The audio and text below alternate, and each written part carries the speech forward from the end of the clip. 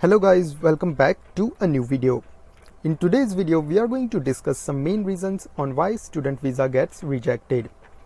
Before starting the video, if this is your first time watching my video, just want to let you know that I make videos regarding immigration procedures, student life and study programs in Canada. Do subscribe if you'd like to receive updates on this topic. So going to the topic, the first reason for study visa rejection I have seen is poor statement of purpose or SOP. Guys, no matter which program you go to, a good statement of purpose is very important. You need to explain well why you want to study a particular program. What are your plans? What is your background? How this program would help you, etc. I have seen some SOPs in which people just write down very basic info like a biodata. They write, I studied engineering, I want to study project management, I want to support my family by coming to Canada and some other reasons. Guys, whosoever is going to read your SOP, you need to convince them this program is actually a step ahead in your career.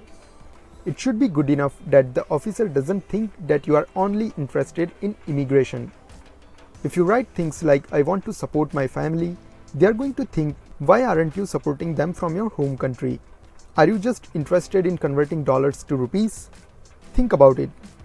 If you are unsure of how to support your family while staying in India or in your home country, how can someone trust you that you will be able to support them by going to a completely different country and starting a new life from scratch? Everyone wants to do good for their family, but that doesn't mean you use this reason as an excuse to get a visa.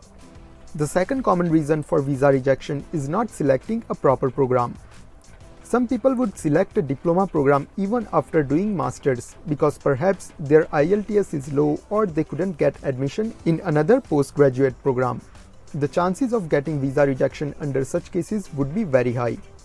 The officer is going to think that you are overqualified for that program. I have seen people with bachelors getting approved for diploma programs, but they choose a very related program to their field. If you do engineering and you are selecting filmmaking and you don't have a good portfolio, then most probably your file will be rejected as it seems like you are just wishing to get there.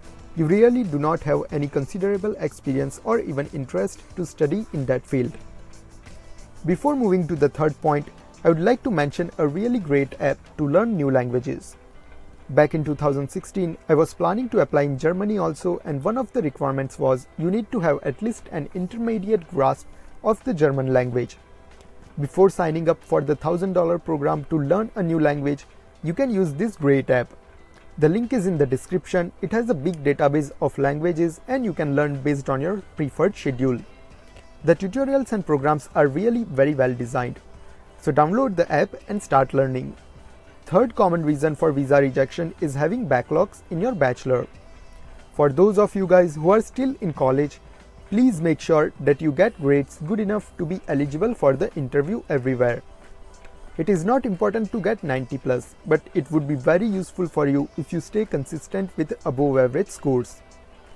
I know there's a lot of comparisons going on based on your marks, and it is very normal to feel not okay about it.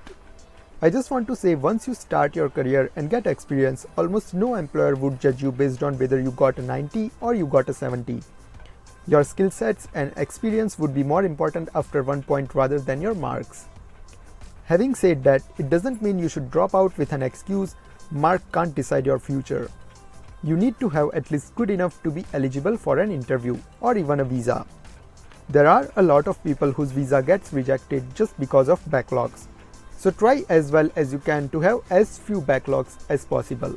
Fourth common reason for student visa rejection is if you have gaps in your experience. Let's say you passed out BTech in 2014, worked for 3 years in a company, and for the next 2 years you have a gap and have no considerable experience. This gap will affect your chances of getting a visa approved. You need to explain to the officer about that gap. Make it clear what you are doing during that period. If you are doing nothing, then of course it will be hard. Try to show any personal projects you were working on or anything you are studying related to your career. It's about building trust and convincing the officer that you are actually serious about what you want to study and not just a desperate person trying to immigrate to a new country in any way possible. That's all for this video guys. I hope you have found this video helpful. If yes, do give thumbs up, it means a lot. I'll see you in the next video with some more useful information. Bye bye, take care.